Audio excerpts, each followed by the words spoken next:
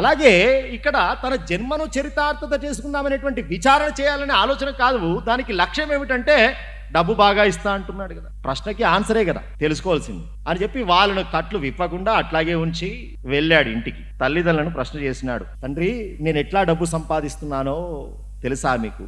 తెలియదు. ఇట్లా చేసి సంపాదిస్తూ ఉన్నాను. ఓ అలాగా, మరి నేను చేస్తున్నది పాపం కదా, ఆ పాపంలో మీకు కూడా ఫలితమేనా? మాకెందుకు ఫలితం? నిన్ను మేము పోషించాం, నువ్వు మమ్మల్ని పోషించాలి, అంతే. మ్యూచువల్ అండర్స్టాండింగ్, అంతే కదా. నువ్వు పోషించేటప్పుడు అడిగినావా నన్ను, నాయన ఎట్లా డబ్బు సంపాదిస్తున్నావు?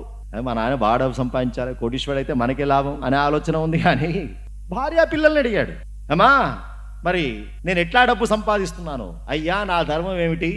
భర్తగా మీరు తీసుకువచ్చినటువంటి దాన్ని సగబెట్టడం నా ధర్మం. ఇంటి వరకు అంతా హాయిగా వచ్చినటువంటి అతిథిని పిల్లవాళ్ళను జాగ్రత్తగా భర్తను జాగ్రత్తగా చూసుకోవడమే నాకు ధర్మం. ఎట్లా వస్తున్నది ఏం వస్తున్నది నాకు సంబంధమే లేదు. ఉప్పు ఉన్నదా కారం ఉన్నదా అంతవరకే, లేదంటే తీసుకురావాల్సిన బాధ్యత నీదే. ఆ ఉప్పు దుకాణం చేస్తున్నావా నాకు అంతే కదా. ఇప్పుడు మనస్సు లోపట ఒక ఆలోచన బయలుదేరి, ఇది నిజమైన పరివర్తన. ఇంతవరకు డబ్బుతోటి వచ్చాడు, కానీ ఎప్పుడైతే ఈ తల్లిదండ్రుల దగ్గర నుంచి భార్యా పిల్లల దగ్గర నుంచి ఇలాంటి రిప్లై సమాధానం ఎక్స్పెక్ట్ చేయలే పాపం, ఆయన ఊహించలేదు. ఊహించని సమాధానం వచ్చేసరికి లోకమంతా ఇంతేనండి